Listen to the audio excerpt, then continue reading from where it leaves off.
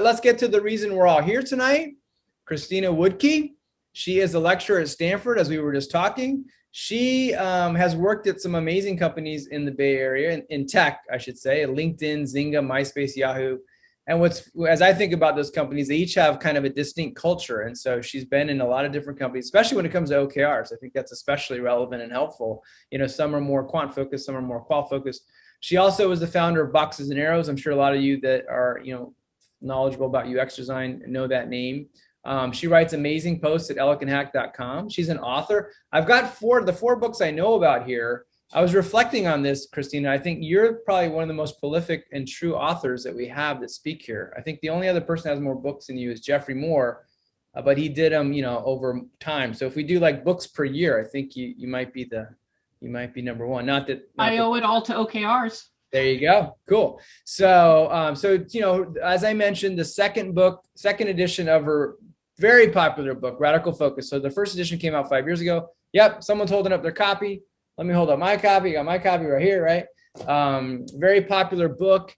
And I think it was 2 years ago. The Team That Managed Itself came out a little under 2 years ago, maybe. Does that sound right?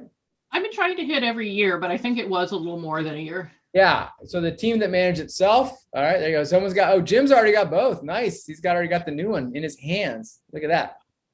Team That Managed Itself. That was the last talk that you gave at Lean Product Meetup. Pencil Me In, How to Visualize Your Ideas. And then back in the day, old school, OG information architecture book. So she's got the chops. It's always a pleasure to hear from Christina. So let's jump in. I just have a few questions for you. And obviously one of the first ones that probably a lot of people have, if they've already got the first edition of Radical Focus, is, so how is the second edition different from the first edition? The second edition was so hard. Like I was kind of like, I'm over OKRs and let me move on to these other organizational issues. But as I consulted, I just kept running into this stuff, where people were using them in a really weird way, or there were challenges that were pretty directly related to OKRs. And I felt like it was important to address them. And so I was just writing Medium article after Medium article and writing them on Elegant Hack as well. And suddenly I was like, I got a lot of material that could solve a lot of problems that people are running into over and over again. So I just tore apart the second half. I felt like the fiction worked really well. It made people really happy. They loved the story of Hannah and Jack. But all the hard parts were in the details, just like devils are in the details, right? So I wanted to go through and at least take care of the big myths. So right before I sat down to write this, I actually wrote my mailing list. And I have about 8,000 people or so on my mailing list. No idea why or how, but there they are. Wrote to them and said, hey, I'd love to interview a few people about their experience implementing OKRs in their company. And I got 250 answers. I'm still 70 notes behind trying to catch up with it all. But I put them in Mural and on Post-it notes, and I organized them, the whole design thinking thing. And I saw these patterns and I was like, okay, these are the patterns I'm going to hit in the book. I want to make sure I get the big stuff. So that's why the new edition's here, because I'm really, really worried about making sure that people are successful. I mean, the reason I wrote this book was not to be a consultant. I have a job. I wrote the book because I really wanted people to use this methodology that I'd seen help so many people. And so if it was hurting people instead, I really had to go back and rewrite it.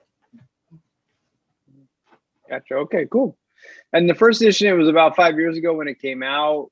I mean, what are some of the biggest, changes and or learnings related to OKRs at a high level? If you'd summarize like in the 5 years, what are some of the biggest changes or learnings you've seen in that time? Yeah, I feel like I'm living a miniature version of Eric Ries's life. Like I started out blogging just like he did, and then people got excited about the blogs. And so he made a prototype book and I made a prototype book. I really followed his game plan. But just like Eric, all of a sudden, all the big enterprises wanted Lean Startup. And it happened here. Suddenly OKRs are everywhere and everybody wants to have OKRs. And so I realized I had to put in a lot of material for bigger companies. And 5 years ago, I didn't know what to do.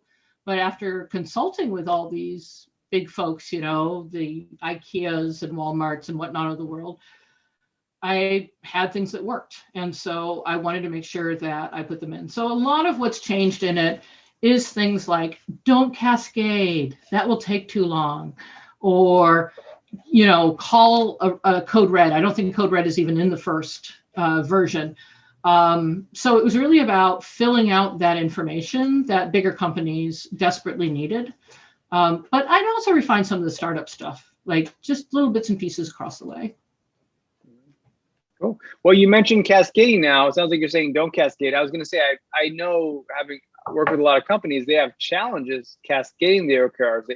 They have like the high level one. They tend to be like decent at the high level company ones, and then they're okay at the low level ones. But like getting them to connect and cascade seems very, very challenging. So, I mean, what advice do you have for companies struggling with that? So again, it might be semantic, but sometimes language is how we help people think about things differently. But moving from cascading to alignment, and that I also got from my amazing newsletter folks, because they were saying, oh, okay, we've started doing this. By thinking about alignment, the company puts out their OKR, and then everybody figures out what their team OKR is, which can happen a lot faster. And then instead of having the top-down approval, you can do peer reviews, So basically trading your OKRs with another team, those folks will ask you hard questions about it. It'll tighten it up, just do a sanity check. And then you just go and make things happen. This requires a ton of trust. And the reason why we don't do great with trust, and I did put a chapter from the team that managed itself in the second edition of Radical Focus, because it's so critical. We have to stop half-essing hiring. So we don't do good jobs of hiring. We end up just grabbing something off the internet and then tweaking a few things and then putting it up and making crazy wish lists of everything we'd like to have. And then people come in and they don't interview very well. The people who are interviewing, and they're like, okay, I like him. Yeah, he seems like an okay guy. And I did use those pronouns very thoughtfully. And that's where we get the bad hires. So if instead we take the people who've been doing the job and get their expertise, or find a friend who does the jobs at another company, get that expertise, put it together, prioritize it, stack rank it. Come on, product people, you know how to stack rank. And then you just take the top stuff.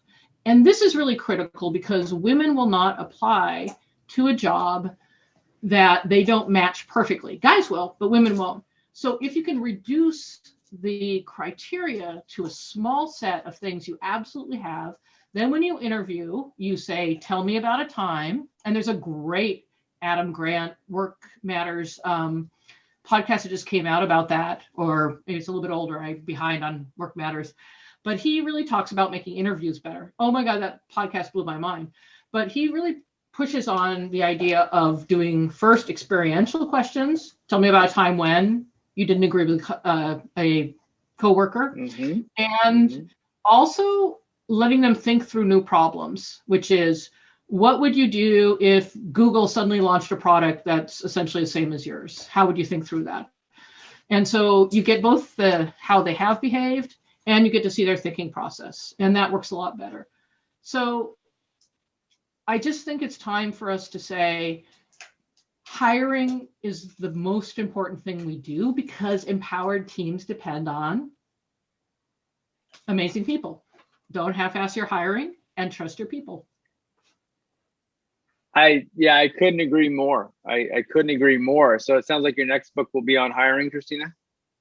No, actually, I'm going to go down the strategy path. I think I'm really interested in, now that we're at this place where and I'd love to know how other people are, but in the Silicon Valley, strategy's almost become forgotten. It's all about blitzscaling. It's all about opportunities. It's all about going with whichever way the wind blows. And so we have these rapid climbs and then collapses. So the half-built strategy, the question of how do we balance opportunity and strategy, has just become really fascinating to me. And obviously, I have some good people to ask questions at where I work. So I plan to bother Bob Sutton and other folks and see what they think about strategy. Cool. That sounds great. Yeah, no, I think strategy is important, and I do think hiring is really important. And I think it's an underappreciated skill It's like, you're a PM or an engineer or designer or marketer doing your job, and then you get thrown in to interview somebody. Like, why would you be good at that? You've never been trained in it. You've never built competency in it, right?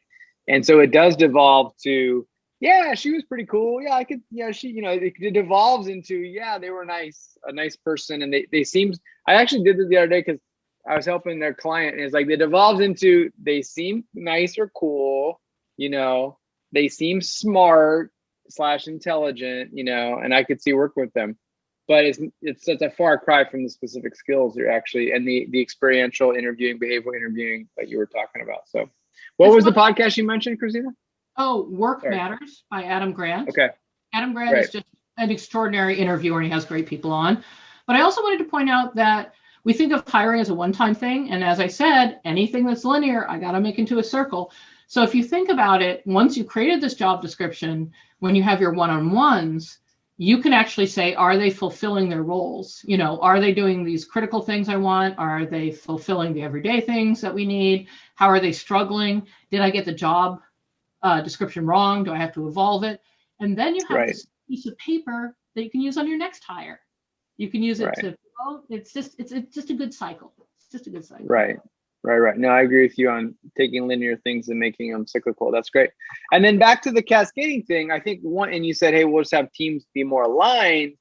I think one of the parameters of an organization is how that can get in the way of that is how hierarchical it is. And what I see a lot is the OKRs are coming tops down. So do you have any comments on that, and how to, if you find yourself in a hierarchical organization, like what are some tips or advice you should do? Well, as Marty said, those kinds of companies can't use OKRs. There's prerequisites. And in my new book, I talk about the prerequisites for using OKRs. And one of them is, like psychological safety. One of them is having an actual strategy. They're just some basic things that if you put them into place first, OKRs will go better. And I feel I know we're always in a hurry, but I don't think we question why are we in a hurry often enough. So if you're really talking about changing an entire company and you really want to get it done right, what if you slow down? What instead of just dumping OKRs in everybody and having them use them 50 different ways and having them rejected? I've literally seen organizations who are like, oh no, we're not doing that. Fuck that shit. We're not. Sorry, I don't know why I'm cussing so much tonight. Must be a long day. Because I do the same. When I'm passionate about something, I that's when it comes out. I hear you. Yeah. I've been cleaning up my language for my poor students, but yes. So yeah, I mean, you've got to do the work. You just got to do the work. Yeah, cool. Okay, cool. And then, speaking of strategy and our strategy consultant friends, when you specify a set of things or objectives, people bring up the concept of MECE, mutually exclusive, collectively exhausted, right? How do you make sure that when you have how do you make sure you have a comprehensive set of OKRs? We're not missing something, Miss stuff. Go ahead. Why do you? Oh, it's okay. Like, if you just get the most important thing and you remember to focus on it, all the bitsy pieces can go into your pipeline or they can be managed some other way. Again, it has to do with trust.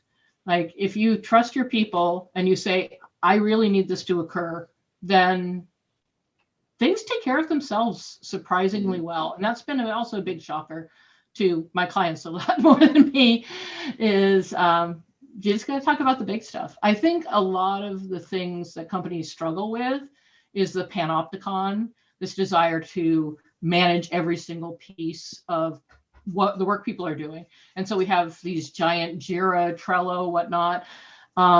And instead, we should just be like focusing on the really, really big things. And if you think you're going to forget it, make a checklist. It'll be fine.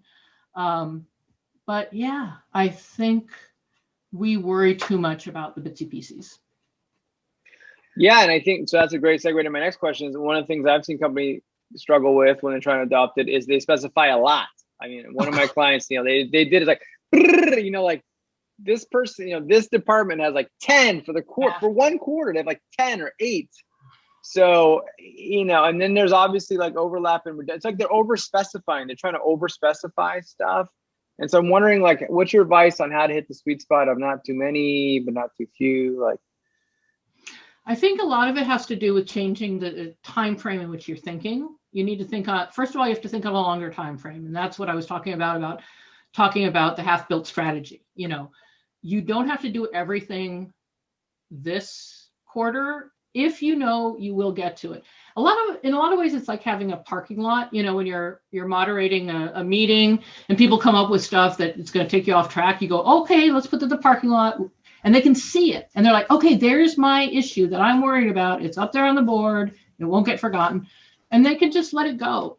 So by saying, okay, you know, what can we actually accomplish? What's the most important thing that we have to do? Can we resource it effectively? Let's make a guess, go at it, try. And then this other thing you really want to do, could it be sequenced? There's other things, and I write about this in the book, that you can do to narrow your OKRs. For example, speaking to what you just said, Dan, a lot of people seem to think that everybody gets their own special OKR.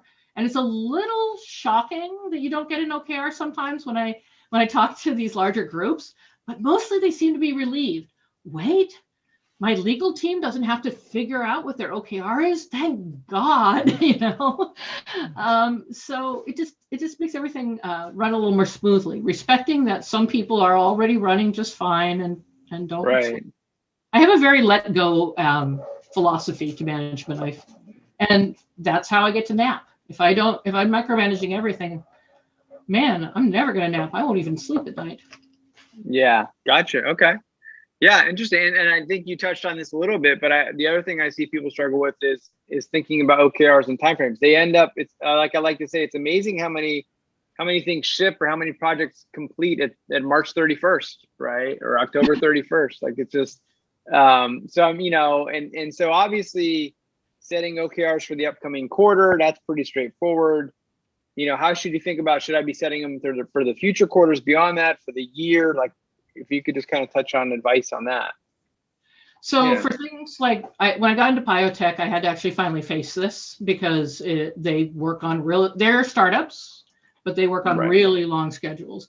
And the problem is with a lot of R&D groups, they're used to academia, and you know, there you have a question and you just keep poking at it, and eventually you have something to publish. Your urgency is to get to something publishable, but it's not the same as by March 31st, you will have found this amazing insight and ship an academic paper, right? That's just not happening. So when you're thinking of these long time frames, that's where the milestone OKRs really become valuable, because you can say, if you've been working on this direction for this long and you're not making it, and there's no signs of promise, please stop. And again, it's about success. And actually, the story behind that came from when I was called by a Mexican restaurant owner. He had a whole chain of Mexican restaurants in the UK. And by the way, the UK desperately needs decent Mexican food, so good work. But he was moving into Switzerland, another place that could use decent Mexican food. And he was like, but we have all these things to do. We got these milestones. I have to find a place, and I have to get the papers, and I have to hire employees. And I said, well, will any location matter? And he goes, no, it has to have foot traffic, and it has to be good this way. Will any employees matter? Oh, no, I need this and this. And so we created these milestone OKRs that were about quality. They were about the outcomes. And that way, at any point, he would know, okay, I'm going to have to delay the launch, or I'm going to have to pivot, or I'm going to have to find. And so having those just little markers where you're saying, you know, what are the outcomes that tell us it's worth continuing? That really helps a lot of companies. Yeah, no, I love that the exit criteria versus deadlines is great. And as I think like why, I just think the sad thing is many teams lack the knowledge or sophistication to think that way, or maybe because the responsibility is so chopped up and divided across different areas that they can't have a group think about what that is. I don't know, you know, and so lowest common denominator is a deadline. I don't know. Yeah, I think it is hard. When I first started introducing exit criteria to people, there was a lot of resistance, but when I added targets, it helped, because that way they knew that, okay, we think we're landing here, but if we haven't met the exit criteria, we're going to move it. And we're going to agree to move the target as soon as we realize that things are going to hell.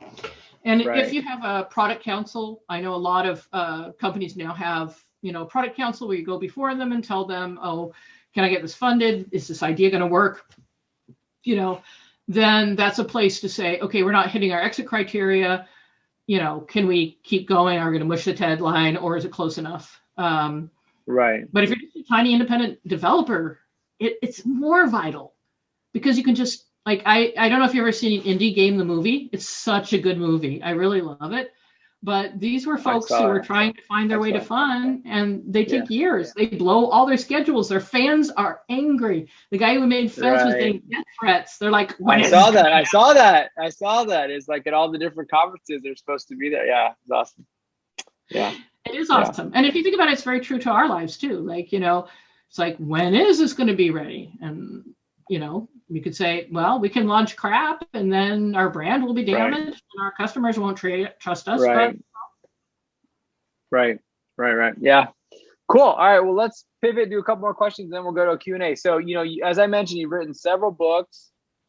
Today was focused on Radical Focus. I'm wondering if you could just give a quick overview of the other books so people know like what they're in for. We did it so long, I need a second glass of wine, Dan. Yes. There you go. Yeah, I have a second glass right here, so we're good. I just felt sad because every time we did the product meetup, we always had wine. So virtual clink. Exactly.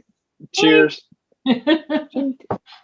There you go. The audience is getting in on it too. Thanks, Lane.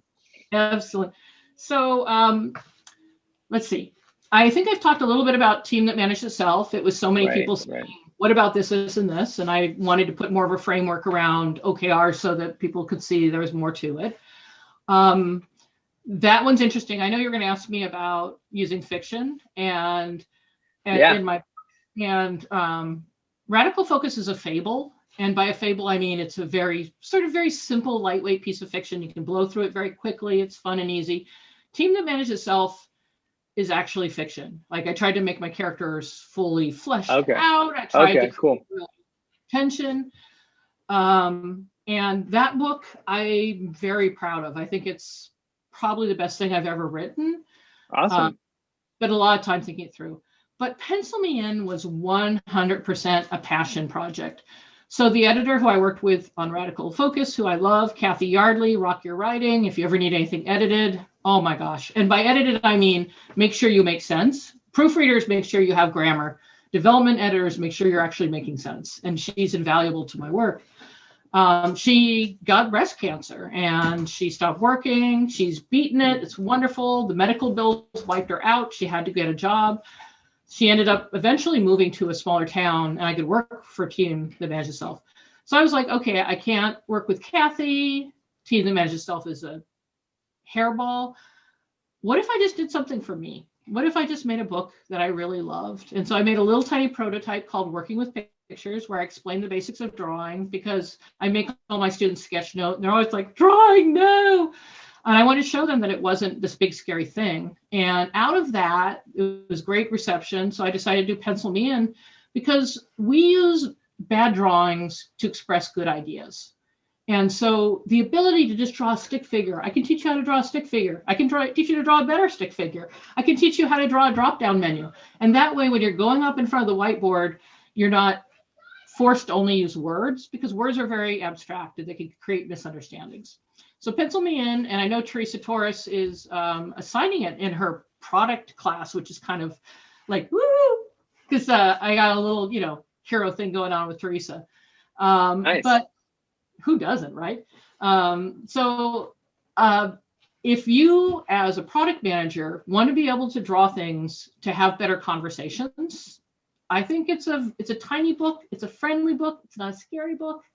It's just a place to go, what if I just drew a little bit?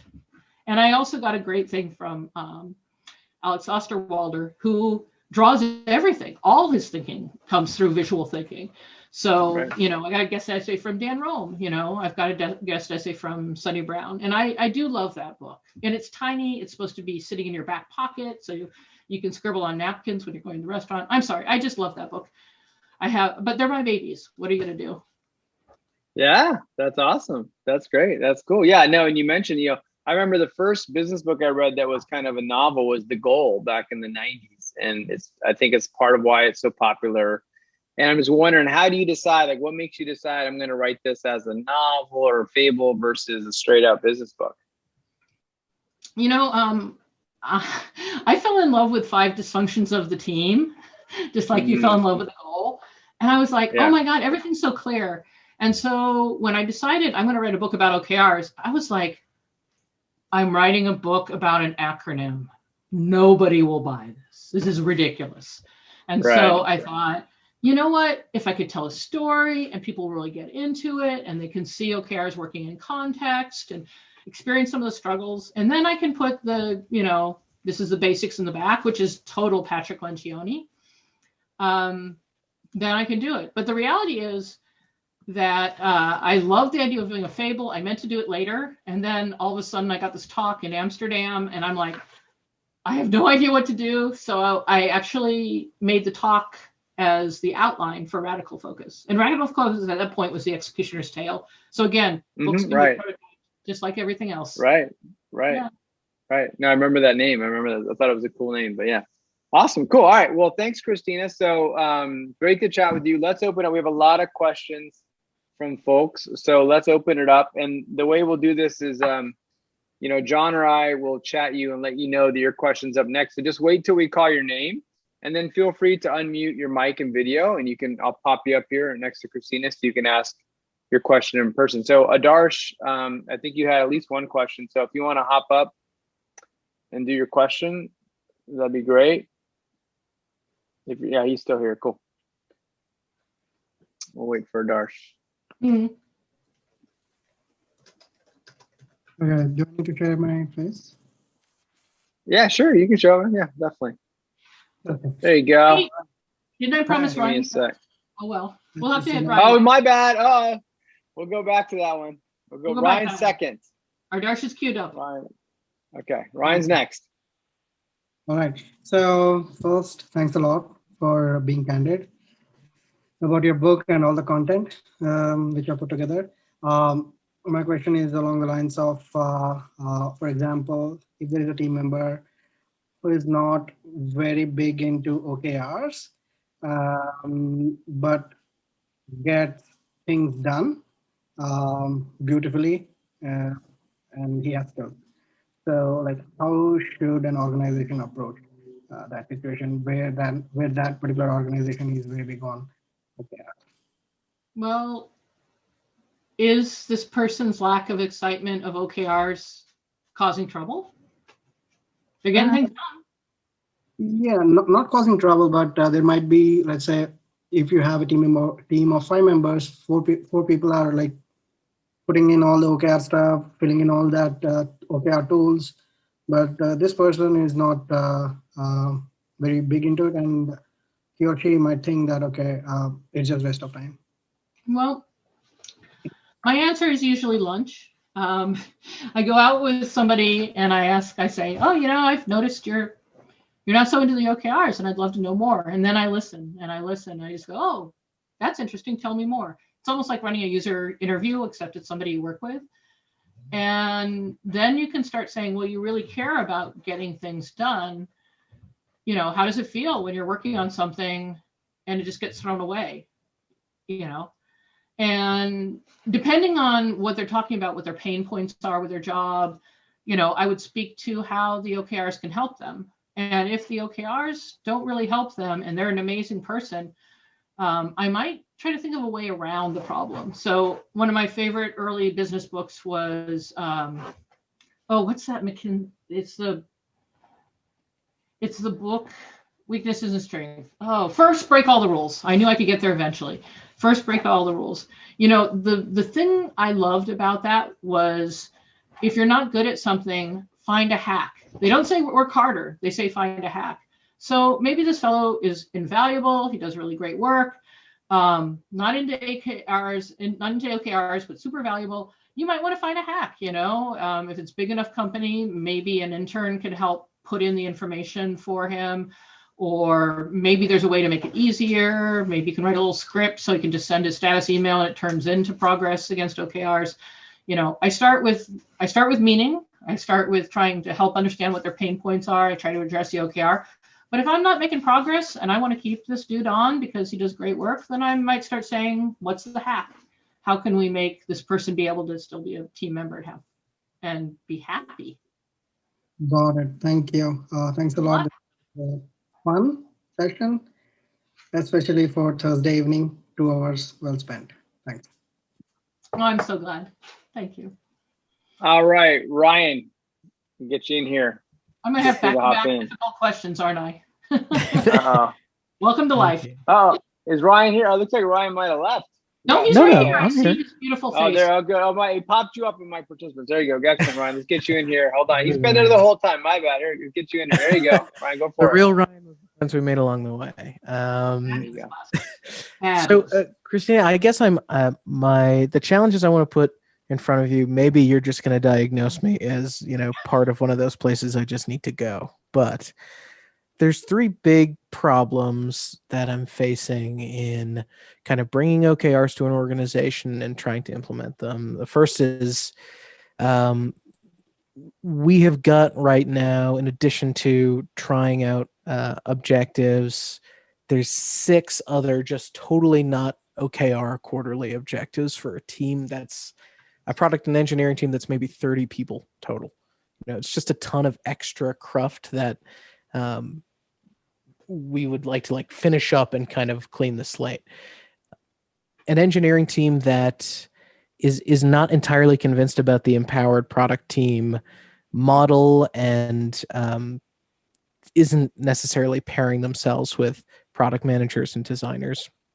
And then we're just in our second quarter of trying them, and both times somewhere between week 4 and 6, we kind of get better thinking, quote unquote, and have made a change to the OKRs, which of course causes consternation in the team. So I guess general advice about gaining confidence that you have the right OKR before your group commits to it.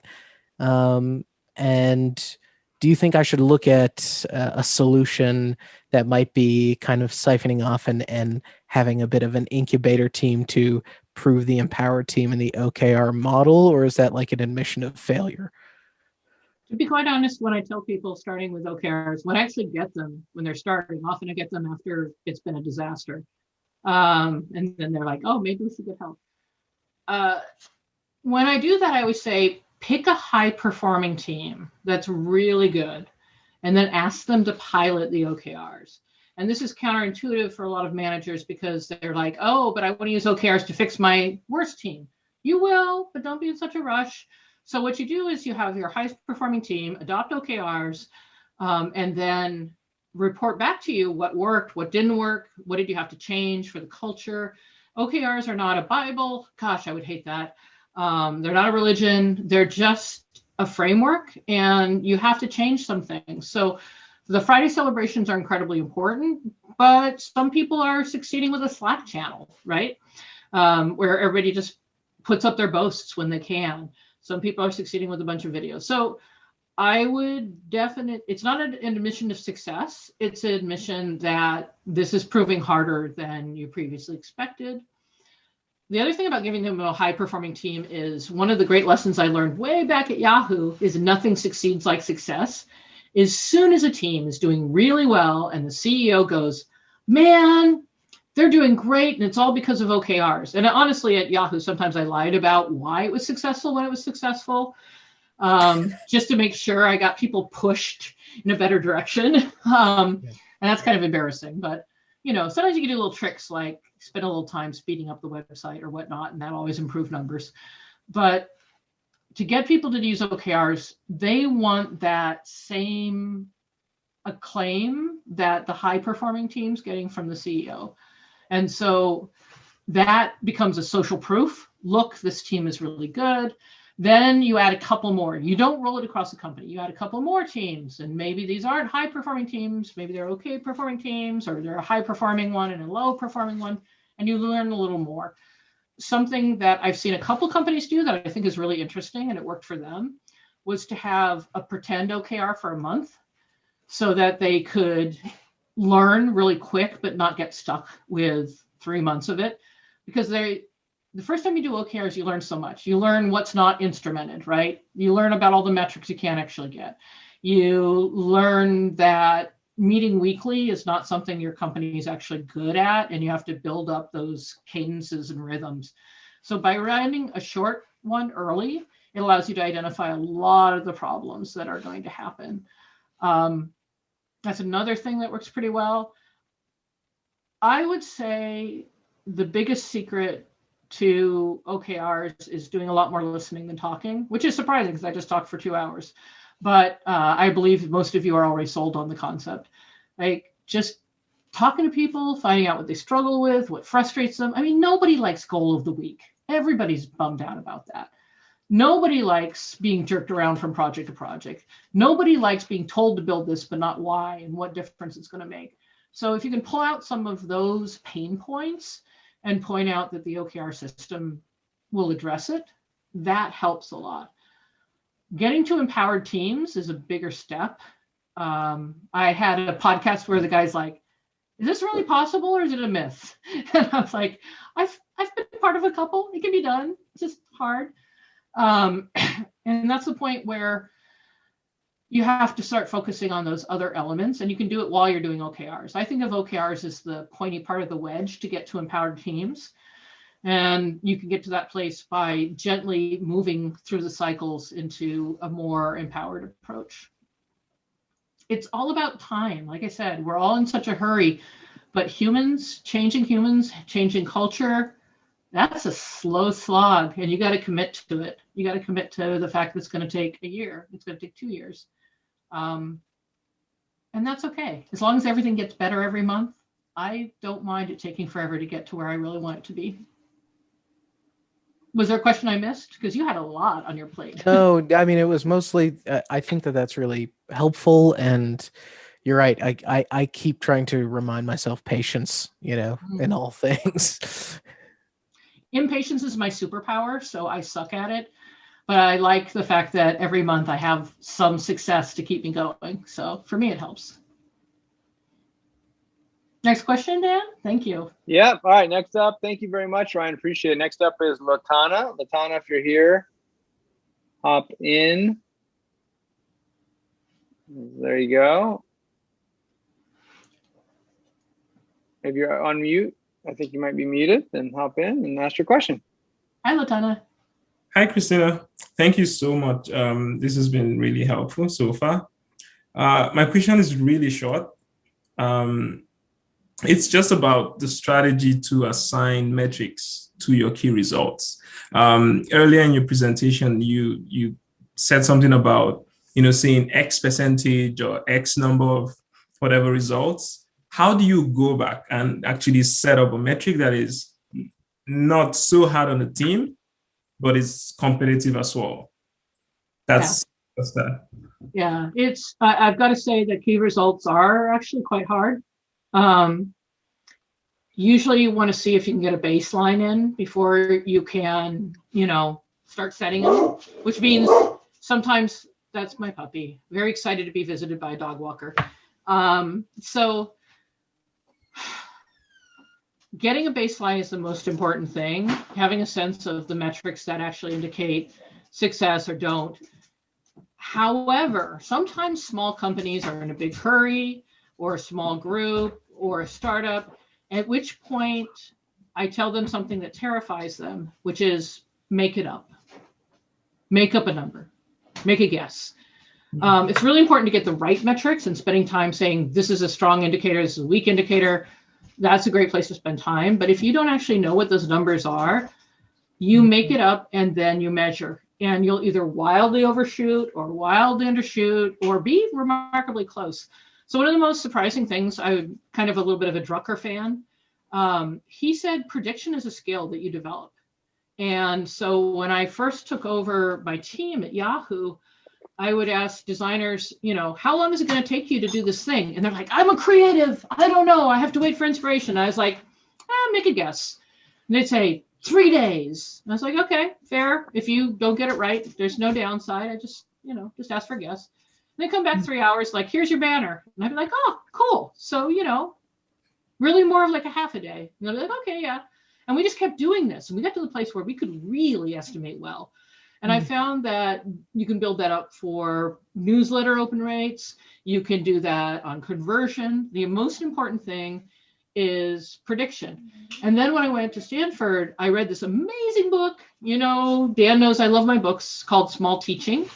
And it turns out prediction is one of the best things you can do to create learning. And in that book, he talks about the story of he'd go to this coffee shop every day, and he always had the exact same thing. And one day he asked the barista, "Oh, you know my order," and she didn't. And he said, "Oh, it's green tea with light milk," whatever crazy thing he drinks. And the next time he went in, she's like, "Oh, green tea with light milk. Yeah, sure. Who puts milk in green tea?" So it's an anecdote, but there's lots of hard data behind it as well. So one of the skills you're going to start building in your team is going to be prediction. But getting people to put in a number that they don't trust is a giant act of faith. And you almost have to pinky promise, this will not affect your bonus, this will not affect your salary, to get to that place. But if you practice it, oh my God, it's transformative. Thank you. Thank you so much. My pleasure. All right, great. Thanks, Lotana, for your question. All right, next up, Magdalena. You already got your video on. If you want to unmute and ask your question, that'd be great. Yeah, thank you. She's in the book. Oh, wow. Yeah, nice. Christina, thank you for all the wisdom and practical tips. One of the things that I see with my clients is the product team and the engineering teams struggling to set OKRs. Often this takes the shape of the engineering team saying, we don't need to set OKRs, we just deliver on what we're told. So I don't know if you run into this and if you have any tips on how to get these teams to be less resistant to the idea of trying OKRs in general, and how to work between these two functions. Yeah, when I hear that, I just think somebody must have hurt you. I mean, I'm not kidding. Like, it's clear that at some point somebody held them to deadlines, they said, and then blew up the scope, and all of a sudden they're working every night. Or somebody said to them, "You're an engineer, just build what I say." And so they've kind of collapsed into their shell because it's been hard in the past. And so I think it takes just a little more time, and again, a lot of high touch conversations to get at what's going on behind that. I was recently working with an organization, and the engineer would not predict anything. It was so clear that deadlines had burnt him so many times. He refused to give a deadline ever. And luckily, talking about targets and exit criteria got him more comfortable with starting to predict. He's like, what is a number you might hope for, right? When would you like it to be done? When do you think maybe it could be done? Again, it's a guess. You won't be held accountable if you get it wrong. And that helped because we all agreed that if it did not meet the exit criteria, and he cared a lot about quality. Quality was his thing. If it does not meet this exit criteria that you helped shape, we're not going to ship it. And that really got him into feeling like a more empowered thing. And a lot of times, a lot of the work I end up doing with teams that aren't empowered is getting the manager to start handing over power. And that comes in the phase of when somebody comes to you and say, "What should you do?" You can say, "Well, what are some of the options you were thinking of doing?" "Okay, what's the plus and minus of those options?" "Okay, well, which one do you think we should do?" And then saying, "Okay, go do it." This is based on the GROW model of coaching. I have a Medium article on it from, Changing the One-on-One, but it's also a team that manages itself. And I've got to believe how transformative this is. It really makes a difference to continually ask people what they think and then encourage them to do it. So once you become a coach, eventually they start doing things without having to come into you. And you can even teach the rest of your team members to coach because the GROW model doesn't require any brains. You just say, "What are your goals? Okay. What do you know about those? What's the reality? Okay. What are the opportunities? Okay.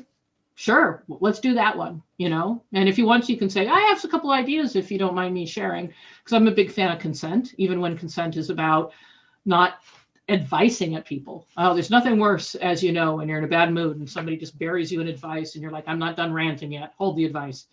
So I always try to wait till the end and then say, I have a couple ideas I could share as well. But I ask for consent. And I just think, it gives them power. If you're a manager, giving away your power is something that's really, really critical to creating empowered teams. Hope that helped. Good. Cool. All right, cool. Thank you, Magdalena, for your question. Next up, we got Kamal.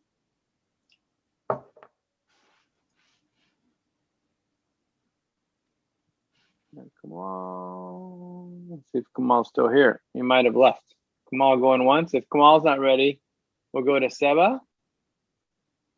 Seba's here. Yeah, let's go to Seba then, because I think Kamal left already. All right. Hey, Seba. Yeah. So I had a couple of questions, but I think that the first one will be this, that is something that occurs every time. People tending to use with health metrics as key results, and it's just so frustrating to me not being able to explain them that those shouldn't be your metrics. Your KRs should move you from our current point to our next level. But I don't know, maybe I'm failing at explaining it, but it's just I feel it's not getting to them. Yeah, it's sometimes you have to explain things in multiple different ways and try different metaphors. One of the ones that's worked really well for me is the concept of push and protect. So OKRs are for pushing, for growth, for doing new things, for making extraordinary things happen. But health metrics are for protecting. What do you want to make sure does not go wrong while you're doing these crazy things? And again, it comes back to the idea of balancing numbers. Yes, we want to get all these newcomers. No, we don't want to lose these customers. Yes, we want to build these new products. No, we don't want to lose our valuable employees. And so by thinking about it as push and protect, that often helps folks. I hope it helps for you.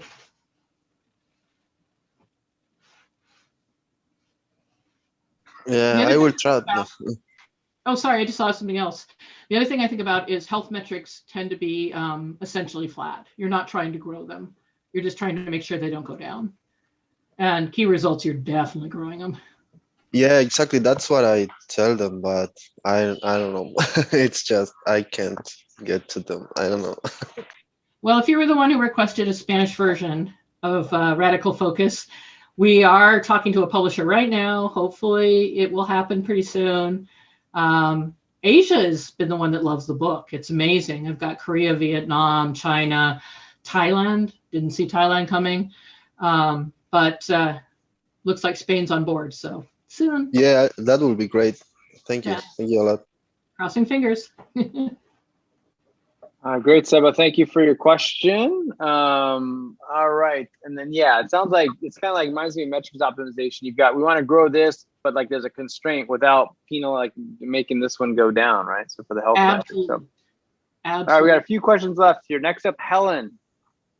Helen, if you want to, I see you're there. There you go. Cool. If you want to unmute and hop in, ask your question, that'd be great. You mean the question of how do I work for you? Work for Christina or work for Dan? No, work for Christina. I could work for Dan too, but I have no idea. But tried to help me, and I'm like, but yeah, I don't know. I don't know. Let's go get some tapas and brainstorm and see if there's anything that's possible. I certainly could use more time off. Okay, sounds good. Great. That's a funny question. You didn't have another question than that. No. There you go. Unless there's another Helen on here. No. There you go. Cool. I will point out the best manager I ever knew decided that she would be the manager she wished she had. And I took that advice to heart. So that sometimes can help too. Yeah. Okay. All right, cool.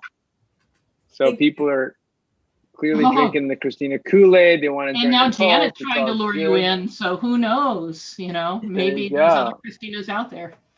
Yeah. All right. Next up, we have William Red Davidson. Good evening from Dallas. Hey. Hi, Dallas. One of my Howdy. best there. So okay, I may start my video. Feel free to start your video. Let me get you in here. Well, there something you wrong go. with the camera. Never mind. Yep. There you Not go. important. Compensation. Usually evil people, managers, want to associate these goal setting things with compensation. You didn't make you didn't make your goals, therefore we're not going to give you a bump. So what is the correct way to compensate teams, teamwork, etc., instead of individual achievement? Yeah. That was literally the most common question I was asked before I wrote Team That Manages Itself. I'm like, if I get asked a question 50 times, I tend to write an email or something. So the way I would ask people, like, how do you do it now? And they're like, give me a look like, I don't think they know. So the thing is, I found that working with some clients, it becomes part of that role portfolio that I was talking with Dan about. You know, you build this job description, then you lay it out in this portfolio, and it is in the second edition. So you don't have to get Team That Manages Itself if you don't want to. And you compensate people. You have them at the end of every single quarter, you've got to have a conversation. And what I recommend is have the employee go through all their status emails. And the way I do status emails are crazy short, so it's not hard, and put together their accomplishments. And then you sit down with your manager and you have the accomplishments you made towards the OKRs, progress, not meeting them, but progress towards the OKRs. How well are you fulfilling your current role? Are you growing in your knowledge and skills as an employee? And several companies have added one more thing because they're different. Companies are different. So sometimes they'll be like, how well are you living the company's values? Or are you a good representative? Whatever thing that they want to throw in. But the ones I think are really big is are you contributing? You know, assuming you can. If you can't, you can't. Are you fulfilling the role you were hired for? Does the role need to be changed? And then knowledge and skills. Are you growing as an individual? And that the reason I put that in there was to get more managers to start thinking of the people that work for them as people that want to grow, as people who want mastery, as people who are curious and interested. And I know some people want to go in and just clock in 9 to 5 and go home, and they're either writing the great American novel or they just want to hang out and binge Netflix. That's a thing. But if you have conversations with people, you have a sense of, you know, when you're here, we want you to keep getting better and staying interested and staying fulfilled. And that's another way to avoid employee loss. Employee loss is, nobody talks about how expensive that is. And it's really frustrating to me. Yeah. Oh my God. Like when I heard first that you don't get any productivity out of people until the first 90 days are over, I was like, why do we ever let anybody good go ever? So then it's just a matter of going through. You've got your status emails, you have your conversations, and you do it quarterly because nobody can remember what happened in February when it's the next January. If you can't do quarterly bonuses and quarterly reviews, at least have that meeting so that when you get to the annual, you have a list of these and you can look it over and you can say, wow, this person's kind of stagnant. Do I care? Are they an awesome B player? Are we doing Moneyball with a lot of people, no stars, but a lot of people who are really good? You have the information to evaluate it, but meeting a goal is worthless. Doing amazing shit is awesome.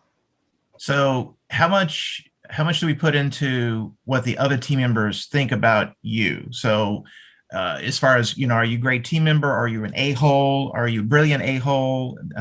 You know, that kind of a thing. I have my opinion, and then companies have their own opinions. But in my experience, firing a-holes always gets performance up numerically. And you may have, despite starting in design, I love numbers. I'm a metrics nutcase. As you can tell, I'm measuring everything in my personal life as well. And in my experience, getting rid of people who are jerks always improves performance out of everybody else. So I'm a big fan of that.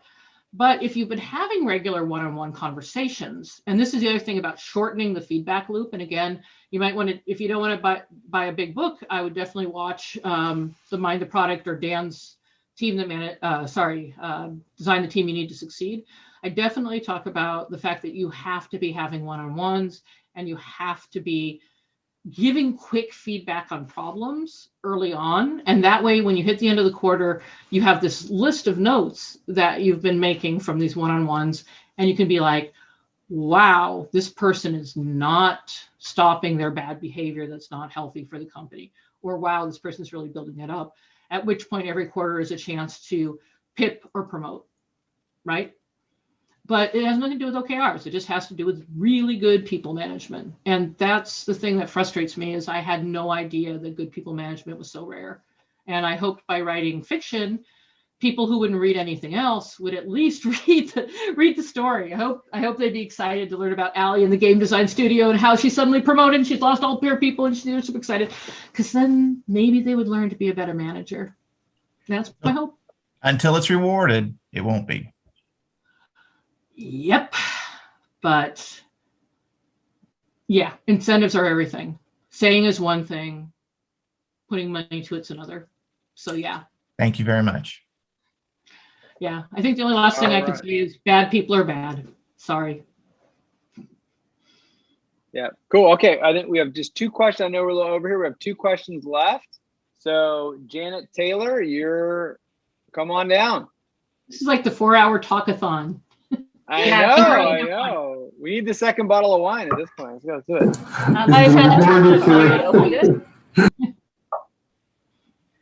Okay, Janet, are you there? I'm here. Can you hear me? Okay. Yeah, let me see. I'm trying to find your video. Zoom's kind of doing funny stuff with me right now. It's Zoom. It don't behave. Are you there? No, it's all right. Of all the products, though, come on, we gotta give Zoom. You know what? You're on the other. It only fits 4 faces, and you're the next one. There you go. Cool. All right, nice. we are. There you go. Hi, thank you. So I work at a startup that is B2B, and I love this idea of exit criteria. I think that's amazing. But how do you reconcile that with trying to just ship to contracts? Why are you shipping to contract? Oh, you mean because there's, yeah. I mean, we're a startup in growth mode, and so we're trying to, deal with the contracts that our salespeople have negotiated. Why are you in growth mode? I'm just really obnoxious because I tend to tear apart everything and try to find the whys. There was a great story told. I'm just mad for podcasts, and I have a dog I have to walk, and so 2 great things go great together.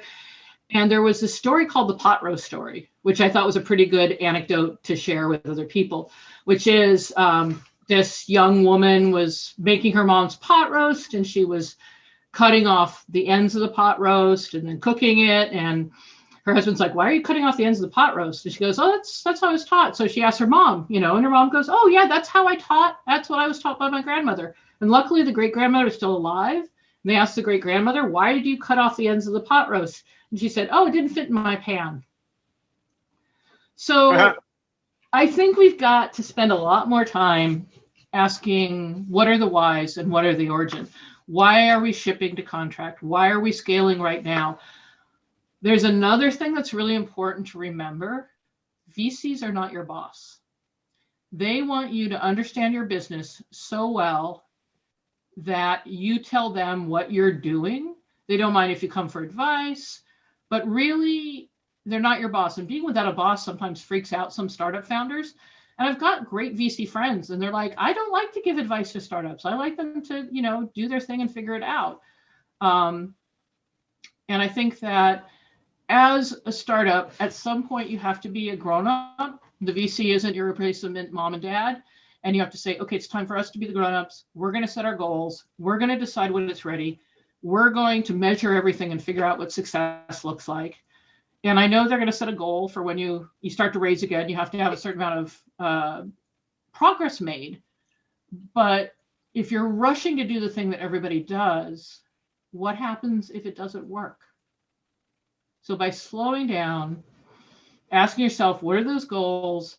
setting hypothesis against it, doing a lot of experiments, doing the whole lean startup thing, finding something good that works, iterating on that, you will get that velocity. But you can't just do what everybody else does. So I would talk to the founder, unless you're the founder, and then I talk to her, and say, hey, is doing all these blitzscaling obvious things getting us where we want? Or do we have some other ways to do it faster, better, smaller, cheaper? All those sexy words. You can hypnotize them. I'm trying. Keep going, lady. But ask why. Thank you. I love that. Thank you for that advice. Oh, sure. Yeah, and I would just add, I sympathize with you, Janet, because I do understand many startups, not just B2B ones, but especially B2B ones, they chase revenue. And when you're B2B, you sign contracts with these big companies that are way bigger than you. And so you're fearful and you're like, hey, you're chasing revenue. So the why is, if anybody was honest, they'd say, well, we're chasing revenue. And then there's a deeper why behind, well, is that what we should be doing? Or should we be trying to get product market fit or what? And again, I think it comes down to skills and experience of being able to call a spade and know what's going on versus just we're cutting off the ends of the pot roast. I think that's a great story.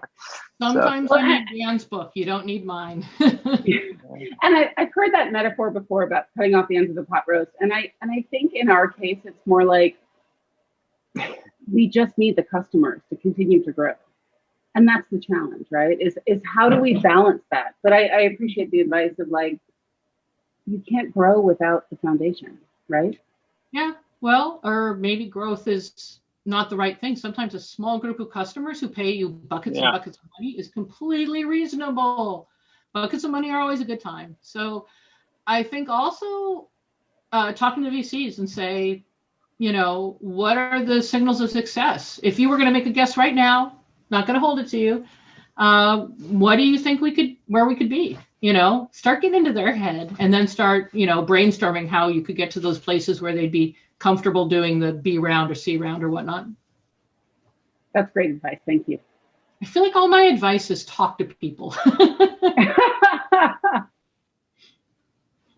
All right, cool. We have our last question here from Arena. Arena, if you want to unmute and hop in, there we go. Great, welcome. I do love a good accent wall. This is totally a 10 in Room Raider.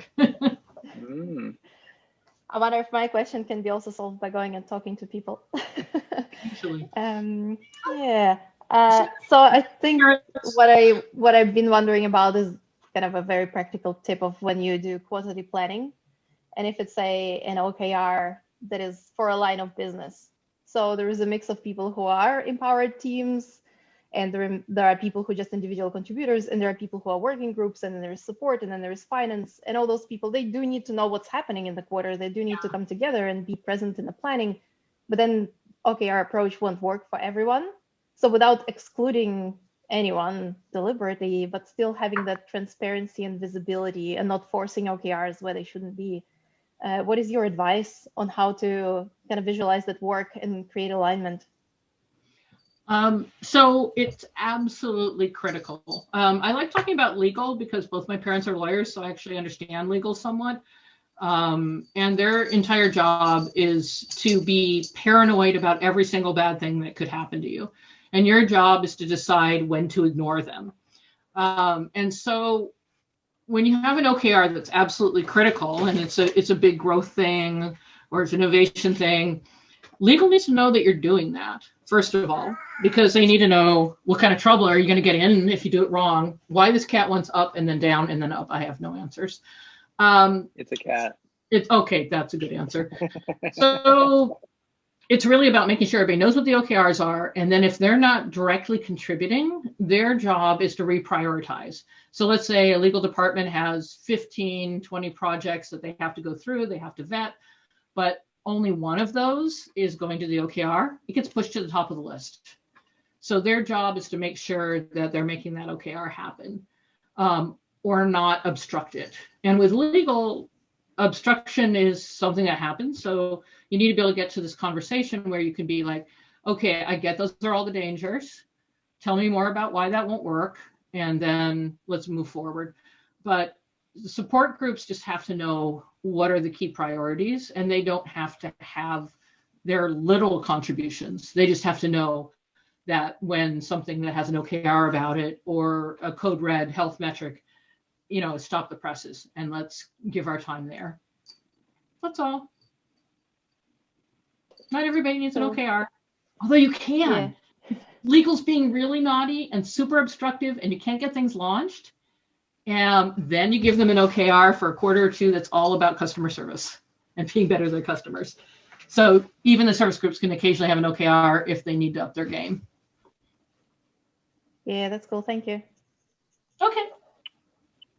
Awesome. Thank you so much for a great talk, Christina. I'm just going to wrap it up here.